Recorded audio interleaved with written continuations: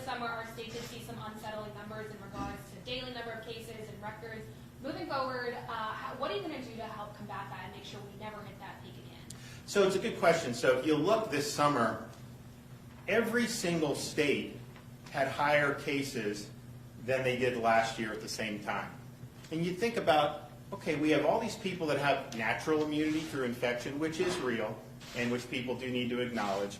Then you've had huge, I mean, we have 13 million just in Florida. Nationwide, there's probably, 150, 200 million people have been vaccinated. You would think that, okay, if you're going to have a wave, it's going to be less than what you've had in the past. And so I think we just have to understand this Delta is very, very contagious. It's much more contagious than what we dealt with last summer. It's airborne, whereas when COVID first came, we were really concerned, or we thought, about respiratory droplets. That's why they would say 6 foot of social distance, because the idea was, if you're more than 6 feet away from me and I sneeze or cough, that's not going to reach you. And so you're not going to get infected. And maybe that was true at the time. Now, though, it's pretty clear that what's happening, these are aerosols that are in the air. And so particularly if you're in indoor environments, that's just something that you're going to have to contend with. And as long as people have to breathe to live, there is going to be, and it's just going to be an issue with it. And so I just think we just need to understand that and prepare ourselves as best we can.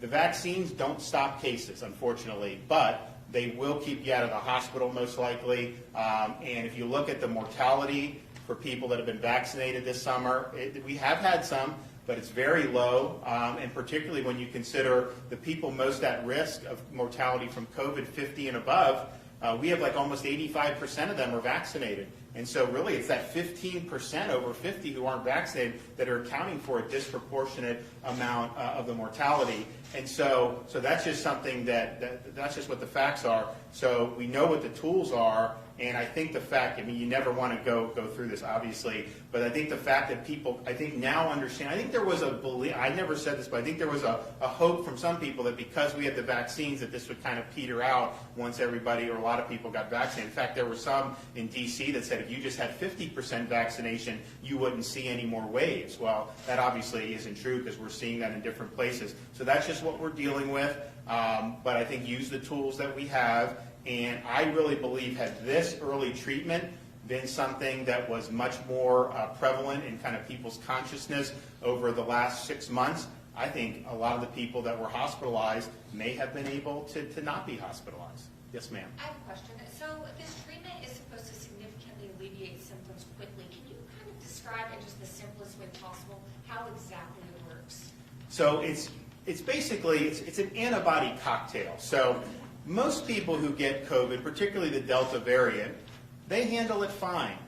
Maybe you'll have a fever or whatever, but it'd be equivalent to a cold or a flu for the majority of people. Obviously, young people, people who don't have any health problems, and that's because their body's creating antibodies when they get infected, and the antibodies fight back against the virus and basically keep it in check.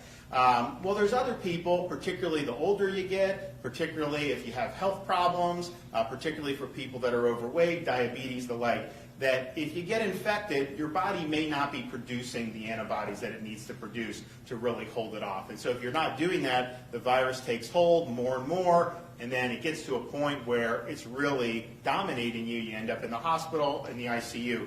And so what this is doing is what your body's not doing naturally, it's basically substituting with these antibodies to fight back against it. There's some patients that have taken this that are real well known where I've spoken to the physicians about it, and they said, patient X was not producing any antibodies before they did the Regeneron or before they did the Eli Lilly was used early on. Delta hasn't been as effective about it. So that's really what it is. It's arming your body to be able to fight back against the virus with these antibodies. And that's why when people say, oh man, I felt like I was on death's doorstep on Friday, got it on Friday night, and then by Sunday, I felt my symptoms resolve. That's because you weren't producing the antibodies necessary to really fight it back. Now this comes in, and it's really doing work for you.